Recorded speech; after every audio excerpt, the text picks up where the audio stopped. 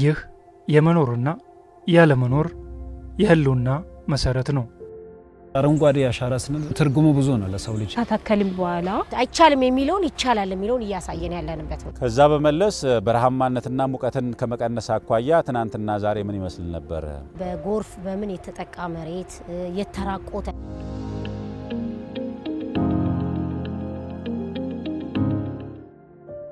የአየር ንብረት ለውጥን ለመቋቋም የተራቆቱ መሬቶችን መልሶ ለማልማትና አረንጓዴ ኢኮኖሚን ለመገንባት ፍቱን ሆኗል።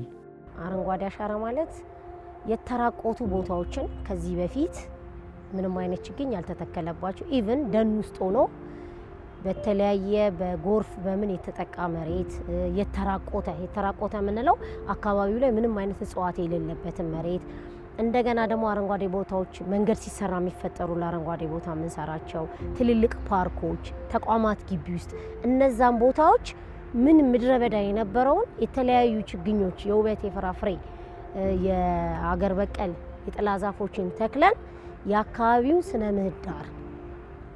ምህዳር ማለት ኢንቫይሮንመንቱን ሬጉሌት ሊያደርጉልን የሚችሉ እጽዋቶችን መትከል።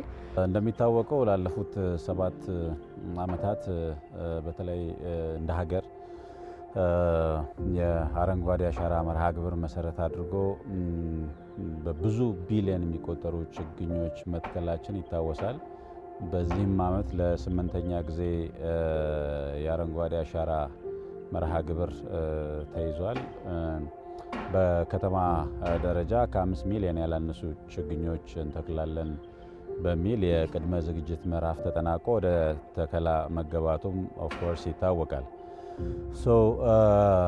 ከዚህ አኳያ እንግዲህ በዚህ ሂደት ውስጥ አረንጓዴ አሻራ ፕሮግራምን ተግባራዊ ሲደረግ እንደ ሀገር በተለይም የበረሃማነት መስፋፋትና የአየር ንብረት ለውጥ በዋናነት የሚያስከትለውን ችግር በመረዳት እዛው ሳለ ፕሮዳክሽን ኤንድ ፕሮዳክቲቪቲ ላይ ከፍተኛ የሆነ አሉታዊ ተጽዕኖ ያሳድር ከመሆኑ ጋር ተያይዞ እዚህ ላይ ስራ መስራት አማራጭ የሌለው ጉዳይ የሞት የሽረት ጉዳይ ነው በሚል መንግስታችን የያዘው አቅጣጫና ይህንንም ለማስፈጸም ደግሞ የተወሰደው ቁርጠኝነት በትክክልም የሚታይ ከመሆኑ ጋር ተያይዞ ተጨባጭ የሆኑ ውጤቶች መጥተዋል ማለት ነው።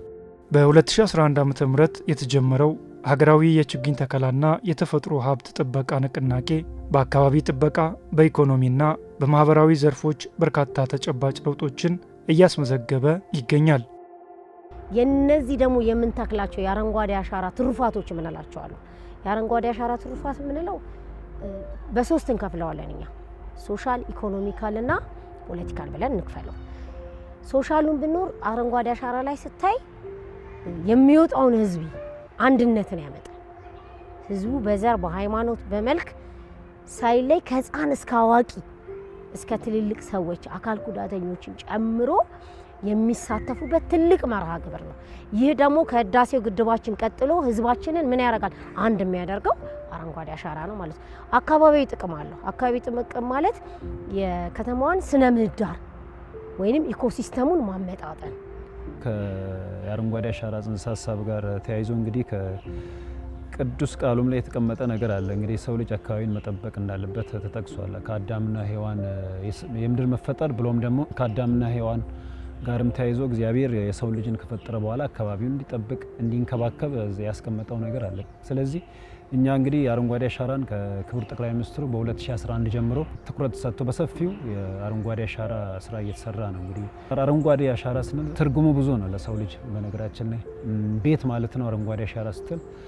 ለምን ስትል ለቤት ግብዓትነት በርካታ ቁስ ከዛ ስለምንጠቀም ማለት ነው። ከዛ ባለፈ ምግብ ማለት ነው። ምግብ ስንል እንግዲህ ብዙ ጥቅም ያላቸው መልቲ ፐርፐዝ ወይም ብዛት ጥቅም ያላቸው የተለያዩ ፍራፍሬ አቮካዶ በለው ማንጎ በለው የተለያዩ የፍራፍሬ አይነቶችን ስንተክል የሰው ልጅ ከዛ ለምግብነት ይጠቀማል። የምግብ ዋስትናንም ለማረጋገጥ ትልቅ ሚና አስተዋጽኦ ይኖረዋል ማለት ነው። ከዛ ባለፈም አየር እንደማለትም ነው። የሰው ልጅ ዛፎች ከሌሉ ኦክሲጅንን ማግኘት አይችልም፣ መተንፈስ አይችልም እንደማለት ነው። ስለዚህ የአረንጓዴ አሻራ ጥቅሙ ብዙ ነው ማለት ነው። ከብዙ ነገሮች ጋር ይያያዛል። ከውሃ ጋር ይያያዛል። ለምን ከውሃ ጋር ይያያዛል ካልከኝ አረንጓዴ አሻራ መኖሩ በቀጥታም በተዘዋዋሪ የከርሰ ምድርና የገጸ ምድር ውሃን በማጎልበት ረገድ አረንጓዴ አሻራ ወይም የምንተክላቸው ችግኞች ዛፍ ሆነው ሰፊ በርካታ ጠቀሜታ አላቸው ማለት ነው። ግድቦች እንዳይሞሉ ከደለል ይከላከላሉ። ከተማንም ከጎርፍ መከላከል እንዲሁም ከአየር ንብረት ጋርም ተያይዞ እንግዲህ አረንጓዴ አሻራ ጠቀሜታው ብዙ ነው። ዘርዝረን ማንጨርሰው ነው ማለት ነው። ለሰው ልጅ አረንጓዴ አሻራ መርሃ ግብር ማስጀመሪያ በፊት አጠቃላይ እንደ ሀገር የነበረን የግሪን ከቨሬጅ እጅግ በጣም አናሳ ቁጥር የነበረ በተለይ በአዲስ አበባ ኮንቴክስት ከ4% በታች ግሪን ከቨሬጅ ወይም ደግሞ የአረንጓዴ ሽፋን የነበረበት ሁኔታ እንደነበረ ጥናቶች ያስረዳሉ ማለት ነው። ይሄ ከቁጥር ባሻገር ምን ማለትስ ነበረ የሚለውን መሰረተ ሀሳብ ስንመለከት የበረሃማነት መስፋፋት፣ የከተማው የሙቀት መጨመር ለሰው ልጆች ወይም ደግሞ ለከተማችን ነዋሪዎች ምቹ ያልሆነች ከተማ እንድትሆን ተስማሚ የሆነች ከተማ እንዳትሆን ከማድረግ ጋር ተያይዞ ኔጌቲቭሊ ኢምፓክት አድርጓት ነበር ማለት ነው።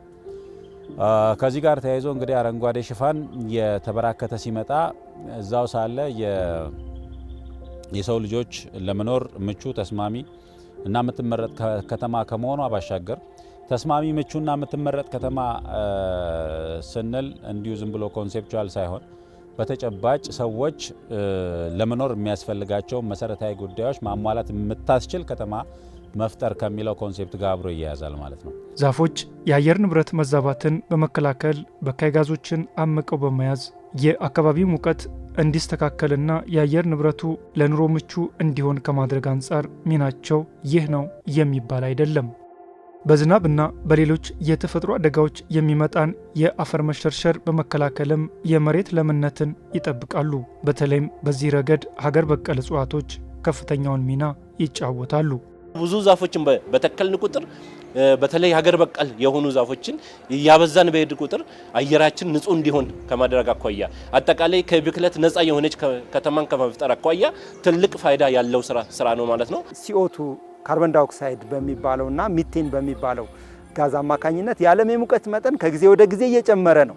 ከሱ ጋር ተያይዞ ደግሞ እንደምታውቁት በጣም ድርቅ፣ ጎርፍ፣ የተለያዩ ችግሮች እየተፈጠሩ ነው ያሉት። ስለዚህ ይሄ ከጤና አንጻርም ብቻም ሳይሆን ከአካባቢ ጋር የሚፈጠረውን ተጽዕኖ ከመቀነስ አንጻር ያለው ሚና በጣም ጉልህ ነው። ዛፎችን ስንተክል ምን ማለት ነው? ያንን ዛፎች ያንን በካይ ጭስ CO2 የምንለውን የሙቀት አማቂ ጋዝ እሱን ቀይረው ወደ ኦክሲጅን ቀይረው ለኛ በሚጠቅም መንገድ እንዲሆን ያደርጋሉ። ስለዚህ የካርቦን ዳይኦክሳይድን ሲንክ በማድረግ ያላቸው ጉልህ ሚና ትልቅ ነው። አዲስ አበባን ስናወራ ብዙ ጊዜ ከላይኛው ተፋሰስ በተለይ ደግሞ አፐር ካችመንት ብለን የምንለው እንጦጦና የካን ይዘን ሰፊ የአረንጓዴ ሽፋን ያለው በአብዛኛው እዛው እንደመሆኑ በርካታ ስራዎች እየተሰሩ ናቸው። ዛፍን ወደ ሀገር በቀል የመለወጥ በርካታ ስራዎች በየአመቱ የተወሰነ ፐርሰንት ሰጥቷቸው በሬሾ እየተሰራ ነው ያለው። ያ ደግሞ የሀገር በቀል ሽፋንን ይጨምራል። ከዛ ባለፈ ግን ባለፉት 2 ዓመታት ከተማ ውስጥ የተሰሩ በርካታ የኮሪደር ልማት ከዛም ባለፈ የወንዝ ዳርቻ ልማት አሉ። አዲስ አበባ መሀል አካፋይ የእግረኛ መንገድ ወክዌ በጣም ነው የሚያምረው። እንደ ድሮ አይደለም። አሁን ግሪን ኤሪያ አለ፣ የአረንጓዴ ቦታዎች፣ ፓርክ፣ መቀመጫ ወንበር ተዘጋጅቶላቸው ሰዎች ወክ እያደረጉ እዛ ጋር ረፍት እያደረጉ እንደ ከዚህ በፊት የግድ ካፌ ቁጭ ብለህ የግድ ሻይ ቡና ማለት ላይ ጠብቅብህ ይችላል። አሁን ግን ምንድነው ከተማዋ አራቱም አቅጣጫ አይተ ከሆነ በአረንጓዴ ሽፋን ጥሩ የሆነ የአረንጓዴ ሽፋን አለው። ይሄ ደግሞ ለህብረተሰቡ ራሱን ቁጭ ብሎ ከራሱ ጋር በጥሞና ራሱ የሚያይበት ከዛም ባለፈ ቁጭ ብሎ ጓደኛሞች እርስ በርስ የሚነጋገሩበት ሰዎች በጣም አዛውንት ወጣቶችም ወክ እያደረጉ ጤናቸውን እንዲጠብቁ የህብረተሰብ ትስስር እንዲጨምር ትልቅ ሚና አለው ማለት ነው። ከዛ ባለፈ የህብረተሰቡንም ጤና ለመጠበቅ ከዚህ በፊት ይሸቱ የነበሩ ቦታዎች ወንዝ ዳርቻ ልማት እንደመልማታቸው የሰው ጤና ይጠበቃል። ለጉንፋንና መሰል የተለያዩ በሽታዎች የመጋለጥ እድላችን እየቀነሰ ይመጣል። አካባቢን ከመጠበቅ ረገድ የተሰሩ ስራዎች በተለይ በኮሪደርና ወንዝ ዳርቻ ልማት ትልቅ ስራ ነው የተሰራው። ከዛም ጎን ለጎን የከተማውን አረንጓዴ ሽፋን በትልቁና በሰፊው አሳድጎታል፣ አሳምሮታል ማለት ይቻላል። ይሄ የትኛውም የከተማችን ነዋሪዎች ብቻ ሳይሆኑ በቱሪስት መልክ የሚመጡ የውጭ ዜጎች እንኳን የሚመሰክሩት ነው። የከተማችን አረንጓዴ ሽፋን በከፍተኛ ደረጃ የጨመረበት ሁኔታ እንዳለ የትኛውም አካል አይቶ የሚመሰክረው ነገር ተጨባጭ ውጤት የመጣበት ሁኔታ ስላለ አሁን ላይ ያለው የአየር ሁኔታ ሞዴሬት ለሰው ልጆች ተስማሚ የሆነ አየርን ከማረጋገጥ አኳያ በትክክል ተጨባጭ ውጤቶች መምጣት ይችላል ብሎ መውሰድ ይቻላል ማለት ነው። ከዛ በመለስ ከአረንጓዴ ሽፋን ሪያላይዝ ከማድረግ ጋር ተያይዞ አብሮ እየጨመረ የመጣው በትክክልም በተጨባጭ እየታየ ያለው የቱሪስት መስፋፋት የውጭ ዜጎች በከፍተኛ ደረጃ ወደ ሀገራችን የሚመጡበት ሴንተር ኦፍ ቱሪዝም እየሆነች የመጣችበት ሁኔታ እንዳለ ማየት ይቻላል። ከተማችን ለትላልቅ ዓለም አቀፍ ኮንፈረንሶች መናኸሪያም ጭምር እየሆነች ያለችበት ሁኔታ በመሰረታዊነት እነዚህ ውጤቶች በመረጋገጣቸው ምክንያት ነው። ደኖች በመልማታቸው ምክንያት ቀድሞ ጠፍተው የነበሩ የዱር እንስሳትና የተለያዩ አዕዋፋት ወደ ቀደመ መኖሪያቸው መመለስም ጀምረዋል። በአረንጓዴ አሻራ መርሃ ግብሩ የዜጎችን ተሳትፎ አንድነት በማጠናከር በየዓመቱ ከ20 እስከ 30 ሚሊዮን የሚጠጉ ዜጎች በፈቃደኝነት በጋራ በመሳተፍ ለአካባቢ ጥበቃ ያላቸውን ግንዛቤና ማህበራዊ ትስስር እንዲያሳድጉ ትልቅ ዕድልን ፈጥሯል። አረንጓዴ አሻራ እንግዲህ ጠቅላይ ሚኒስትር ዶክተር አብይ አህመድ ላውንች ካረጉት እንኳን ከ2011 ብንወስድ ዘንድሮ 8 ዓመቱ ነው። ያም በተከታታይ በምናረግ ጊዜ የመጣው ለውጥ ስነ ምህዳር ኢኮሲስተሙን ስንል በምንተክልበት አካባቢ ጠፍተው የነበሩ የእጽዋት ዝርያዎች እንደገና ይመጣሉ። ከንክኪ ነጻ አርገህ ተከላ በምታካሄድበት ሰዓት የጠፉ የተለያዩ ቡሾችም ሊሆኑ ይችላሉ፣ ዛፎችም ሊሆኑ ይችላሉ። ኢቭን ከራሱ ከተከልከው የሚራገፈው ፍሬ ዛፍ ሆኖ ነው የሚመጣው። ያ ኢኮሲስተሙን ባላንስ ያደርጋሉ። እንደገና ደግሞ ጠፍተው ተሰደው የነበሩ የተለያዩ የወፍ ዝርያዎች እዛ ውስጥ ይገኛሉ። እንስሳቶች አሁን ላይ እስኪ ወደ እንጦጦ ስንሄድ ከመጀመሪያ ከነበረበት አሁን ላይ ባህር ዛፍን እያነሳን ወደ ሀገር በቀል እየተካን ስንሄድ ብዙ አይነት ለውጥ ነው። ያ ማለት ኢኮሲስተሙን ባላንስ ማድረግ ነው። ኢንቫይሮንመንት ከአዲስ አበባ ከተማ በጣም ክራውድድ ናት። ያ ከመሆኑ አንጻር ከህዝብ ቁጥሩ ከተለያዩ መኪናዎች ከዛ የሚወጣውን ካርበን ዳይኦክሳይድ እኮ እነዚህ እጽዋቶች ናቸው በቅጠላቸው አማካኝነት የሚስቡት። ያን ሰበው ነው ለኛ ደስ የሚል በህይወት እንድንኖር ኦክሲጅን የሚለቁልን። የታመሙ ሰዎች ስንት ከፍለው ነው ሆስፒታል ስንገባ ኦክሲጅን የሚደረግ። እኔ እናንተ ግን እዚህ ጋር ቁጭ ብለን በነፃነት ምንም ሳንከፍል ንጹህ አየር ያልተበከለ አየር እየተሳብን ነው። ይሄ የአረንጓዴ አሻራ ትሩፋት ነው። ችግኝ መትከል የመጀመሪያው እርምጃ ነው። ዋናው ኃላፊነት የተተከለውን ማደጉን ማረጋገጥ ነው። ለውጡ ከመትከል ባሻገር ያለው ውጤት ነው። የተከላ ቦታና ምንተክለው የዝርያ አይነት በወሳኝነት በባለሙያ የተረጋገጠ መሆን መቻል ይኖርበታል የሚለውም መሰረታዊ ጽንሰ ሀሳብ መያዝ ያስፈልጋል ማለት ነው። ከዚህ ፖይንት ኦፍ ቪው እንደዚህ ባለ መልኩ ተግባሩ እንዲረጋገጥ ከፍተኛ ስራ ሲሰራ ቆይቷል። በዚህ አግባብ ነው የሚተከለው ብለን ነው የምናምነው። እንግዲህ በተከላም ወቅት በአግባቡ ጉድጓድ ስታንዳርዱን በጠበቀ መንገድ የማዘጋጀት እና አፈሩን ደግሞ በአግባቡ የመመለስና ለችግኙ ኮንሲስተንት የሆነ የብቅለት ፕራግማቲክስ ከመፍጠር አኳያ ሁኔታን ከመፍጠር አኳያ ጥንቃቄ መደረግ መቻል ይኖርበታል። ያንን ማናደርግ ከሆነ ብዙ ለፍተን ነገር ግን ደግሞ ችግኙ እዛው ላይበቅል የሚችልበት ሁኔታ ስለሚፈጠር በተከላ ወቅት ተገቢውን ጥንቃቄ ማድረግ ያስፈልገናል ማለት ነው። የምንተክላቸው ችግኞች በዘላቂነት የሚፈለገውን አገልግሎት መስጠት አለባቸው። የጥላ ስንተክል በመንገድ አካፋይና ዳርቻ ላይ የምንተክላቸው የጥላ ዛፎች አድገው ህብረተሰቡ በሚሄድበት ሰዓት በደከመው ፀሐይ በበረታበት ሰዓት እነዛ ጋር ቁጭ ብሎ አረፍ ብሎ አይምሮን ዘና አድርጎ የሚሄድበት ሶሻል ክንዋኔዎቻቸውን የሚያከናውኑባቸው ናቸው። ያ ምንድን ነው? ያ ማለት የተከልንባቸው ቦታዎች ወንበር አስቀምጠናል፣ መብራት አላቸው። በማታው ላይ ሰው ወክ ሲያደርግ ቁጭ ብሎ የራሱን የሶሻል እንዲወያይበት የተለያዩ የሽምግልና የመወያያ ጉዳዮችን ካፌ ገብቶ ከሚያደርግ አሁን ላይ ተመራጭ የሚሆነው የተሰሩ አረንጓዴ ቦታዎች ላይ አረፍ ብሎ ነው። ይህን ለማድረግ ደግሞ ቢሮ እየሰራ ያለው ዘላቂነት ያለው ልማት። ዘላቂነት ልማት ሲባል የምንሰራቸው ልማቶች በምን የተደገፉ ናቸው? በዲዛይን የተደገፉ ናቸው። በዚህ መርሃ ግብር ላይ ከግለሰብ አንስቶ እስከ ተቋማት ኃላፊነት ወስደው የራሳቸውን አሻራ ለማሳረፍ ይሰራሉ። ለዚህ ደግሞ ዋና ተዋናይ ሆኖ የሚጠቀሰው የአካባቢ ጥበቃ ባለስልጣን ነው። ባለስልጣን መስሪያ ቤቱ በየዓመቱ የሚተከሉ ችግኞች ሳይንሳዊና ስነ ምህዳሩን ያማከለ የመትከል መርሃ ግብር እንዲከናወን ይሰራል። ክትትልና ቁጥጥርም ያደርጋል። ከተከላ ጀምሮ ነው። አሁን ክረምት ከሐምሌ ጀምሮ በሚተከለው ክትትል ቁጥጥሩን ስርዓት በየክፍለ ከተማው ተከፋፍለን ሲተከል የጉድጓድ ጥልቀቱን፣ ዝርያ፣ ስፋት፣ ስፔሲንግ ስታንዳርዳቸውን እንዴት ነው የሚለውን ክትትል ቁጥጥር እናደርጋለን። ለከተማ ውበትም ቼክሊስት እንልካለን። በዚህ መንገድ እንድተከል ብለን ያ ካለቀ በኋላ በአመት 2 የችግኝ የጽድቀት ቆጠራ እናካሄዳለን። በዘንድሮ በ2018 ባጀት አመት ጥሩ ነው። ከአረንጓዴ ተከላ ከተጀመረ ጊዜ በኋላ ብዙ የመሻሻል ለውጦች አሉ። አሁን ለምሳሌ በጣም 2018 የተሻሻለው ምንድነው? ቦታ መረጣ። አሁን ለምሳሌ መንገድ አካፋይ ምን አይነት ችግኝ መተከል እንዳለበት፣ ወንዝ ዳርቻ፣ ለደን ክልል፣ አደባባይ ላይ ድሮ መጀመሪያ ሰው ግንዛቤ ሳያቅ በፊት የአረንጓዴ አሻራ እንደተጀመረ አሁን የውበት አበባ ደን ክልል የመተከል ዝንባሌ በብዙ ሲታይ ነበር።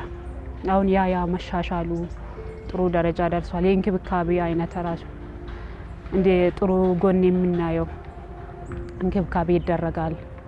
ሰው የህዝብ የማህበረሰብ ግንዛቤ ማደጉ የአረንጓዴ አሻራ ላይ አብረን እንሰራለን። ከነሱ ጋር ይተከላል ችግኝ። ከተተከለ በኋላ 2 የጽድቀት እንሰራለን። የመጀመሪያም እኛ እንሰራለን እንደ ተካይ እንደ ባለቤት ምን ያህል ችግኝ ተክለናል፣ ምን ያህሉ ጸድቋል የሚለውን እንሰራለን። እኛ የሰራነውን ደግሞ እሱ እንደገና ወጥቶ የተተከለውን ችግኝ ሳምፕል እየወሰደ በሳምፕሊንግ ሲስተሙ የጽድቀት መጠኑ ለኛ ያመጣል። እኛ የጽድቀት መጠን ይሄን ያህል ደርሰን ብለን ሪፖርት የምናደርገው የማን ነው? የአካባቢ ጥበቃ። ምክንያቱም የራስን ንብረት ራስ ኦዲት አታረግ። ልክ እንደኛ እንደ ገለልተኛ አካል ነው። እንደ አዲስ አበባ ለየት የሚያረጋት እኛ የተከለውን አካባቢ ጥበቃ ቆጥሮ ከተከላችሁት ውስጥ ይሄን ያህል ፐርሰንቱ ጸድቋል በየክፍለ ከተማው። ያ ብቻ አይደለም። የጽድቀት መጠን ሲሰራ ወራሪ አረሞች ካሉ ያመላክተናል ለኛ በደብዳቤ እነዚህ ቦታ ላይ ያሉ ወራሪ አረሞች አሉ፣ ቶሎ እርምጃ ይወሰድ የሚለው ኢቭን ያንን ቆጠራ ሲያረግም ደግሞ ያየው እኛም እንሰራለን በራሳችን ብያለሁ። የጠፉ ችግኞች ካሉ ቶሎ በዛ ሪፖርት መሰረት ደግሞ እኛ ችግኝ ጣቢያ ስላለን አውጥቶ የመተካት ስራዎችን እንሰራለን። እንደ አካባቢ ጥበቃ አንዱ በጋራ በተለይ ይሄን እንግዲህ የከተማችን ውበትና አረንጓዴ ልማት ቢሮ በባላይነት ያስተባብራል። ከነሱ ጋር ሆነን የምንሰራቸው ስራዎች አሉ። አንደኛውና ዋናው የጽድቀት መጠን በየጊዜው እየለካን የምንሄደው የኛ ባለስልጣን ነው ማለት ነው። እንግዲህ በጣም ደስ የሚለውና ጥሩ ስራ ብለን የምናስበው እንግዲህ አጠቃላይ በየአመቱ የምንተክለው በአቨሬጅ ከ85% በላይ የተከልናቸው ችግኞች እየጸደቁልን ነው ማለት ነው። ይሄ ቀላል አይደለም። የመጀመሪያ 6 ወር ጽድቀት መጠኑን ለክተን ነበር። ከ88% በላይ አጠቃላይ የጸደቀበት ሁኔታዎች አሉ ማለት ነው። ስለዚህ ይሄ የጽድቀት ምጣኔው በጣም ከፍተኛ የሚባል የጽድቀት ምጣኔ ነው ማለት ነው። ስለዚህ ይሄ የሚያሳየው ህብረተሰባችን ዛፎችን መትከል ብቻ ሳይሆን መልሶ እያንከባከበ ነው። መልሶ እንደ ልጅ እንግዲህ እንክብካቤ ይፈልጋል። ውሃ መጠጣት ይፈልጋል፣ ምግብ ይፈልጋል፣ የተለያዩ እንክብካቤዎችን ለልጅ መስጠት ይፈልጋልና ከዛ ጋር አኳያ ዛፎችንም ከጊዜ ወደ ጊዜ መትከል ብቻ ሳይሆን የመንከባከቡም ባህል እየሆነ መምጣቱን የሚያሳይ ጉዳይ ነው። ስለዚህ በአሁኑም በዛው ልክ ከተማ መስተዳደሩ እንግዲህ ላውንች አድርጓል። ያንን በዛ ይዞ መቀጠል ያስፈልጋል። እንግዲህ የጽድቀት ምጣኔ ብቻ ሳይሆን እንግዲህ እንደ ሴክተራችን ደግሞ ከ50 ሺህ ችግኝ በላይ ለመትከል ይቅር ይዘናል ማለት ነው። ልጅ ነው። አንድ እናት ደግሞ ልጇን ወልዳ በደረቱ ተስቦ ከዛ በጉልበቱ ቆሞ ድክ ብሎ እስከሚሄድ ድረስ እንክብካቤ ይደረጋል አይደል? ችግኝም እንደዛው ተክለን ኮትኩተን ኮምፖስት አድርገን ውሃ ማናጠጣው ከሆነ አይጸድቅም። ስለዚህ መትከል አይደለም ግባችን፣ ማጽደቅ ነው ግባችን። እያንዳንዱ ሰው የሚተክለው ከቤቱ ጀምሮ የተለያዩ ፓርኮች ላይ፣ ወንዝ ዳርቻ ላይ፣ ትልቅ ተቋማት ላይ የሚተክለውን ማጽደቅ ተገቢ ነው። ግቡ ያ ነው በቃ። ስለዚህ የምንተክላቸውን ችግኞች እንንከባከብ፣ እናጽድቅ። ለትውልድ ለነገ ትውልድኛ አሻራ እየጣለን ነው እየሄድን ያለ ነው። እያንዳንዱ ዜጋም የተከላቸውን ችግኞች በመንከባከብ ለቀጣዩ ትውልድ አረንጓዴ ውብና የበለጸገች ኢትዮጵያን እንዲሁም ለነዋሪዎቿ ምቹ ተስማሚ እንደ ስሟ ጽዱ የሆነች አዲስ አበባን የማስተላለፍ ታሪካዊ አደራ አለበት።